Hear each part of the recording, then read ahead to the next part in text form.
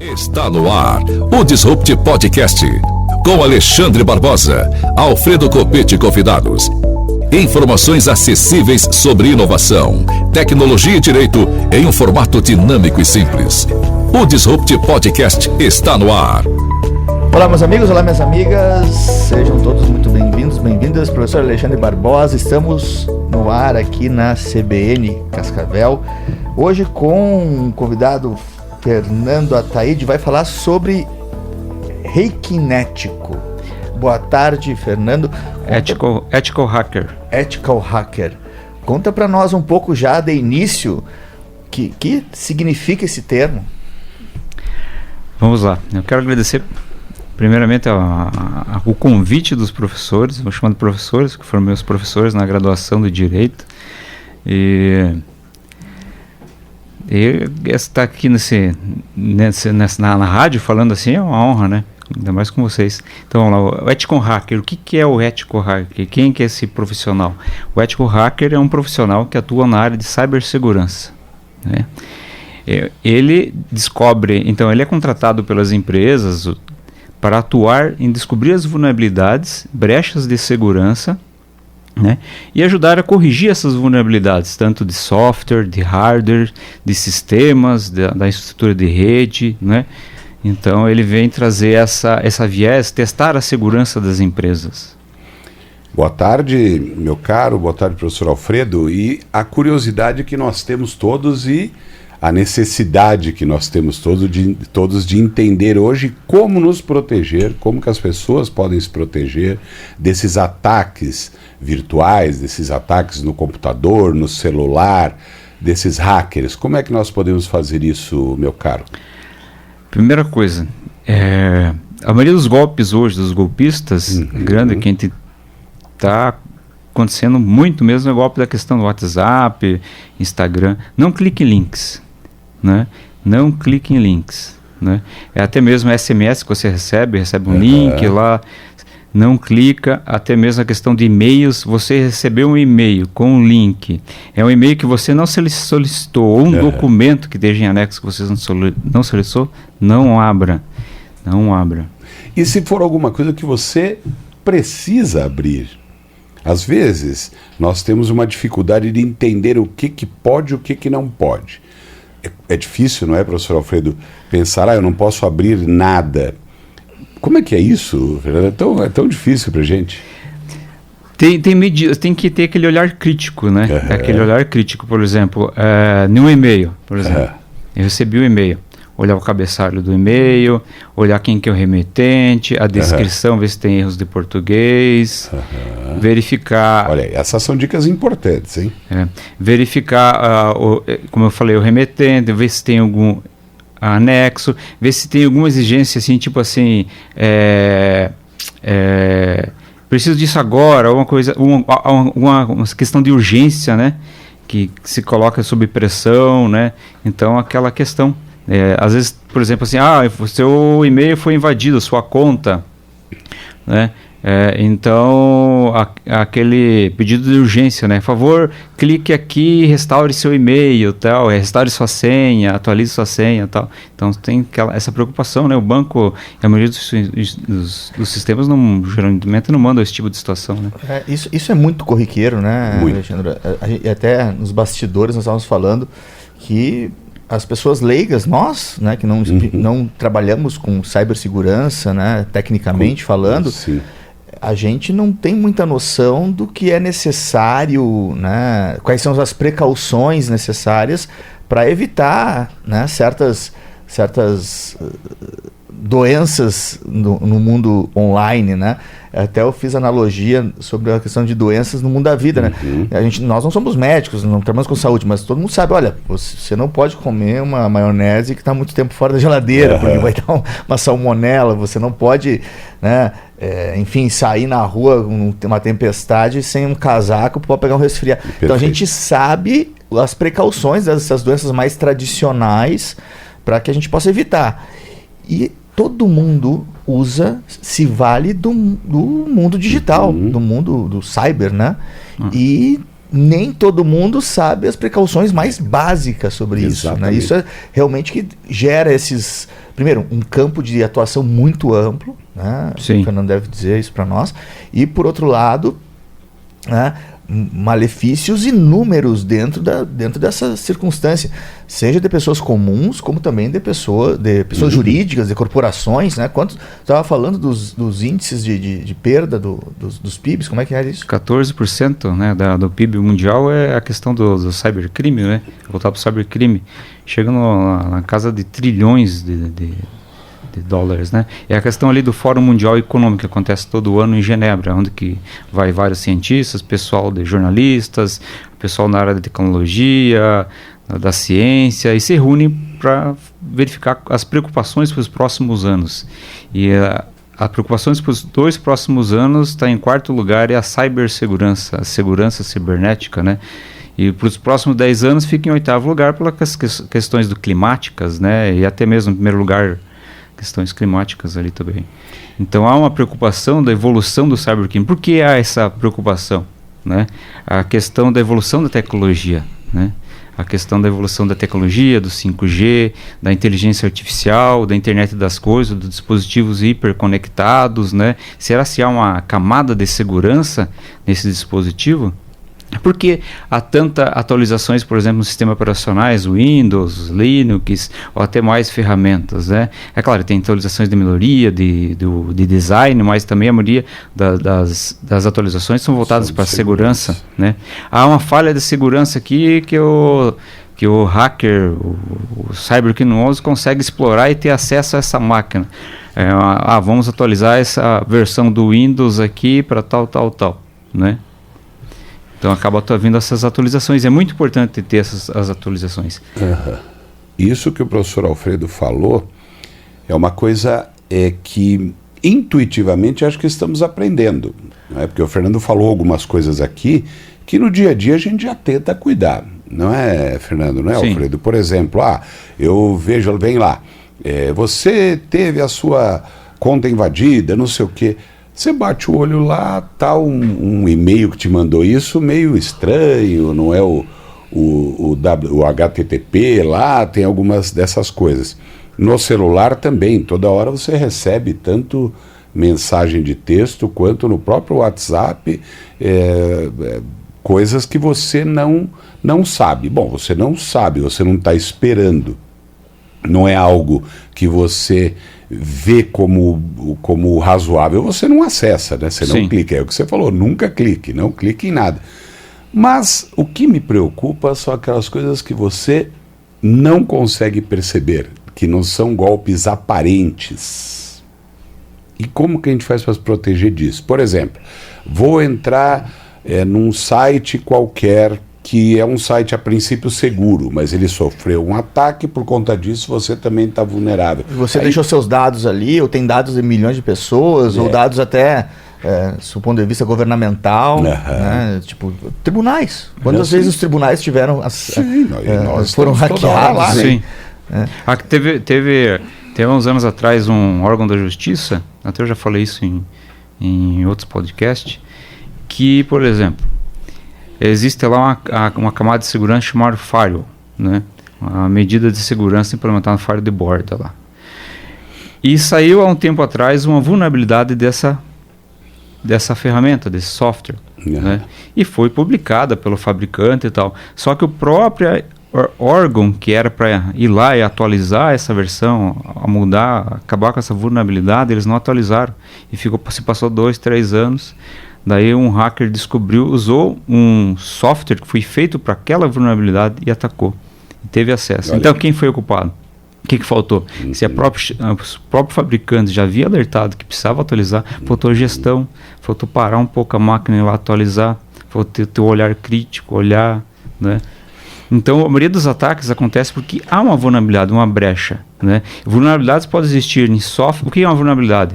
É uma lacuna, é uma fragilidade que pode ser explorada, né? Tudo que é, por exemplo, tecnologia hoje, tanto hardware quanto software, há camadas vamos supor, de segurança, né? Mas muitas não estão de forma, vamos falar assim, corretas, né? Não estão às vezes configuradas corretamente, desenvolvidas corretamente. Há vulnerabilidades. Essas vulnerabilidades podem ser exploradas. Vulnerabilidades hoje existem tanto sistemas operacionais, hardwares, softwares, aplicações web, estruturas de rede, né? A própria Wi-Fi tem vulnerável, os computadores são vulneráveis, por exemplo, os sistemas aí, por exemplo, a internet das coisas, por exemplo, relógio inteligente, que há uma conectividade ali e tal, câmeras, né? E até mesmo as pessoas são vulneráveis, o fator humano é vulnerável, isso que nós estávamos falando agora há pouco, que é a questão de clicar no link, baixar um vírus, um malware, e tá caindo em golpes, né? Isso, né, falando em golpes, né, esses dias eu tive um cliente, né, que clicou num link do Instagram, e aí apareceu um financiamento do BNDES, algo se passando pelo BNDES, abriu um WhatsApp, foto do BNDES, você gostaria, não, fez algumas perguntas básicas, pediu o endereço, o contrato da empresa, né, a razão social, ele mandou. Não, foi aprovado, vou mandar para o seu e-mail um contrato de financiamento, e ele me mandou isso, cara, mas não tem nenhuma garantia esse contrato, você não precisa dar um bem em garantia, né? Falou, E eu disse, olha, eu só desconfiei, não, mas a moça está me falando aqui comigo, eu só desconfiei porque não estava justificado. E por essa questão da garantia, um banco vai doar. Não, porque você tem que fazer você vai ter que ter uma conta no C3, C6, bem esses bancos digitais, sabe? E eu pensei, mas um banco nacional, um banco público, vai usar ou o Banco do Brasil ou Caixa Federal, né? E aí fui me atinando dessas questões. Cara, isso aqui é um golpe. Lá para você que tem que pagar 3 mil para abrir o saldo, depois você vai receber isso tudo. Cara, ele estava pagando, pediu o certificado digital dele. E esses golpes são assim, você dá uma pessoa coisa na esperança de ele ganhar muito mais. Eles entram na engenharia social, que é a manipulação ali da pessoa, daquele momento, dessas fraquezas. Ele tem um pouco sabe bastante de você, sabe os seus dados e tudo, e usa contra a pessoa. Não, impressionante, porque ele disse, cara, se tu não me dissesse, eu ia encaminhar os 3 mil, porque realmente esse negócio de abrir conta, quantas vezes tu não vai fazer um financiamento, você tem que pagar a abertura da conta do financiamento. E isso acontece mesmo. Com alguém conversando, papel timbrado do BNDES, era tudo certinho. Assim. E essa maneira de se proteger é exatamente como o Alfredo falou, é tentando olhar situações que são incomuns, são impróprias, não são adequadas. Poxa vida, um contrato de um banco não ter uma cláusula de garantia? 2, um contrato de um banco que é público, ele manda você fazer um crédito numa conta de um banco privado, só que as pessoas às vezes não conseguem ter essa percepção. E o mais engraçado é que pegou ele numa situação em que ele estava fazendo uma reforma na clínica dele. Ele precisava do financiamento. Olha, será que cabe nisso aqui? E então tem a questão dos dados, você né? Vai dando as informações, você vai alimentando. Possivelmente tenha pesquisado na rede, tenha coletado dados acerca dele estar pesquisando coisa de reforma, alguma coisa do gênero. Mas tem essa questão que se chama... eles coletam muita informação. Por exemplo, até mesmo as empresas vão publicar vagas de emprego no LinkedIn, ou até mesmo nessas outras plataformas de emprego. Aí eu preciso de um gestor na área de redes que atue no firewall tal, que sabe sobre a questão do Active Directory, o AD, que tenha conhecimento isso de tal ferramenta. Você está falando o que você tem de tecnologia na tua empresa, que tipo de segurança? Você está dando todas as informações, né? Impressionante. Pior que é verdade. Essa frase que é emblemática, não me lembro quem foi que disse, mas muito bem colocado, que os dados são o novo petróleo do mundo, muito verdadeira.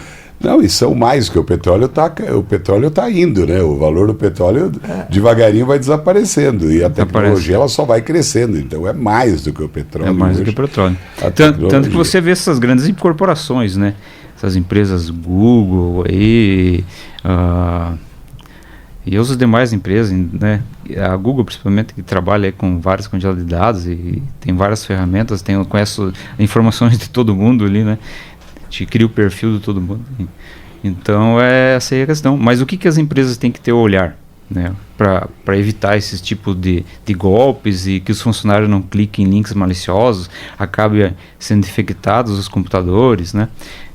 Ter aquela conscientização. Vamos treinar os funcionários, vamos criar um plano de treinamento anual. Essa semana a gente faz isso, no final do mês do cafezinho vamos fazer uma palestra sobre isso, ter umas políticas de segurança, ter processos definidos dentro da empresa.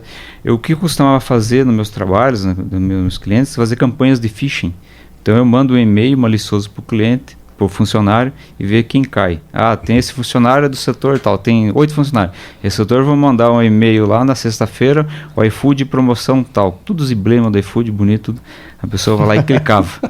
Daí aparecia o alerta lá do meu outro lado, lá, tal pessoa clicou em tal hora, e abriu o e-mail.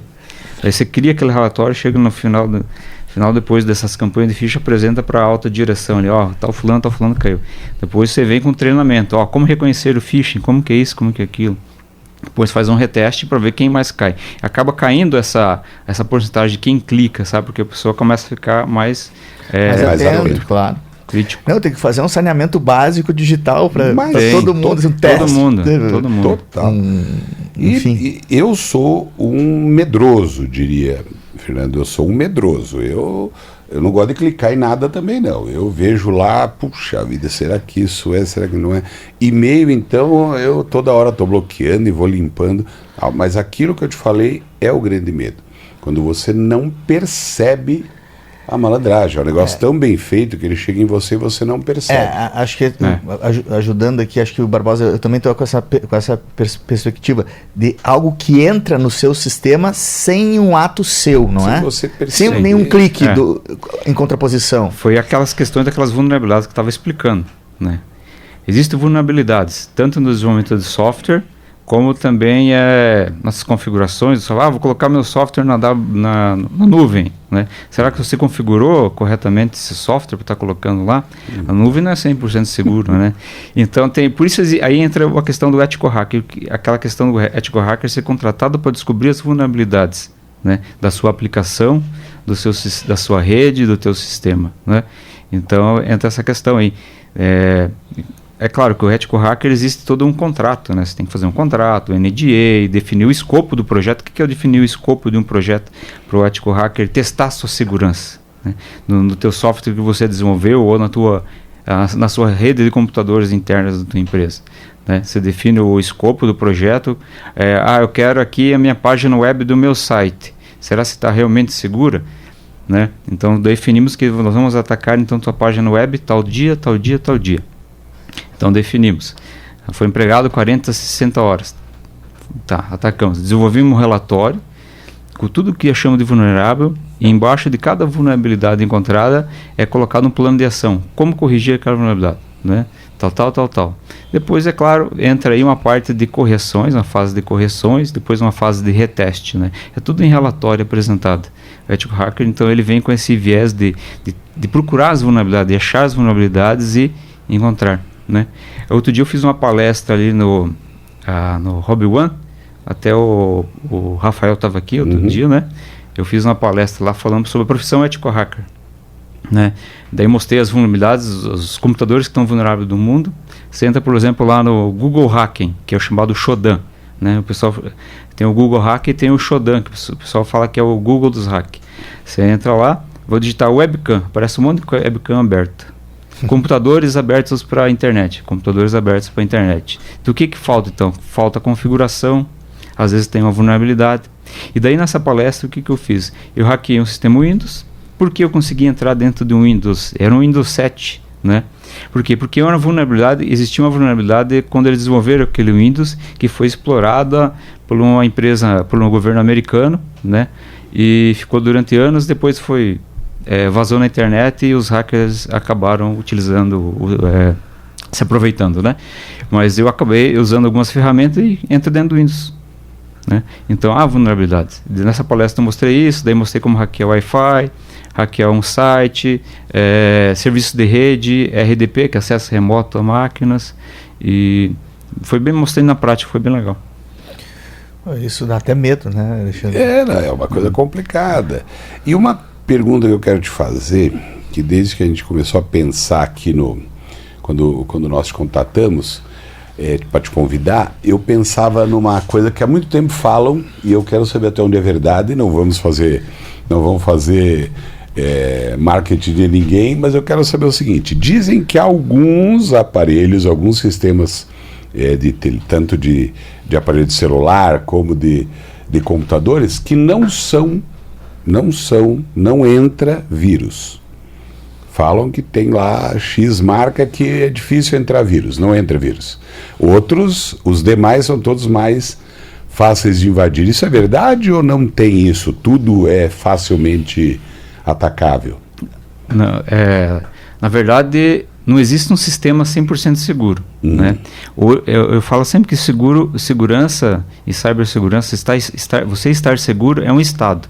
Hoje você está seguro, amanhã não. Você não tá mais. Amanhã tem lá um cybercriminoso aí que acaba explorando a vulnerabilidade, vamos supor, a vulnerabilidade de zero day, que é uma vulnerabilidade desconhecida, não catalogada, né? Não catalogada. Ele descobre essa vulnerabilidade e está dentro, né? Então, às vezes tem dispositivos que demoram mais para ser hackeados, outros não, né? Então tem a questão também do antivírus. O antivírus me dá segurança 100%? Não dá. Mas é muito bom ter. Tem como você burlar o antivírus para que se coloque, por exemplo, um PDF, um arquivo malicioso, né?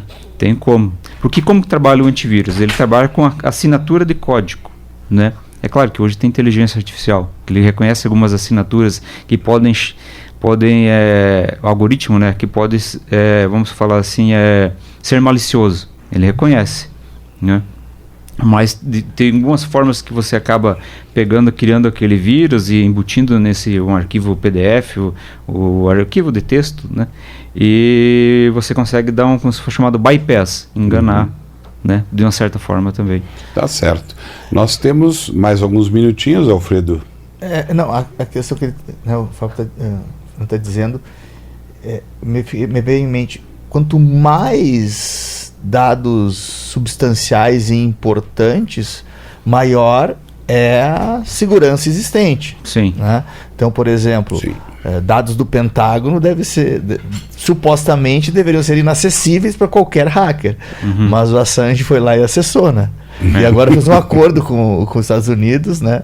Dizendo que dos 18 tipos, né, dos 18 acusações que ele teve, só uma ele se declarou culpado e foi liberado. Agora, né, que ele diz que ele disseminou uma invasão lá, né, que ele fez, enfim. E agora ele está aí, né? E ele foi o cara que mostrou que não há sistema que não pode ser acessado. Então. Isso aí. Existem vulnerabilidades. Não há segurança, uma garantia 100%, né? Acho que o maior risco é as empresas achar que estão seguras 100%. Não adianta. É aquele beabá, né? Conscientizar os colaboradores, implementar medidas de segurança ali nos processos internos, né? E implementar a parte tecnológica, né? A própria Lei Geral de Proteção de Dados fala no artigo 46, medidas técnicas e administrativas. Medidas técnicas, hardware e software. Medidas administrativas são as documentações, os processos definidos internos. E seguir as regras, né? Ô, Fernando, me diz uma coisa. Essas criptografias de WhatsApp, né? A Silvia está querendo saber. Elas são quebráveis ou não? Porque tem uma discussão seríssima nos judiciários, vamos acabar com o WhatsApp no Brasil. Teve já uma decisão, né, sobre isso. E os caras ficaram, nós não vamos abrir isso aqui, é a nossa tecnologia. Olha,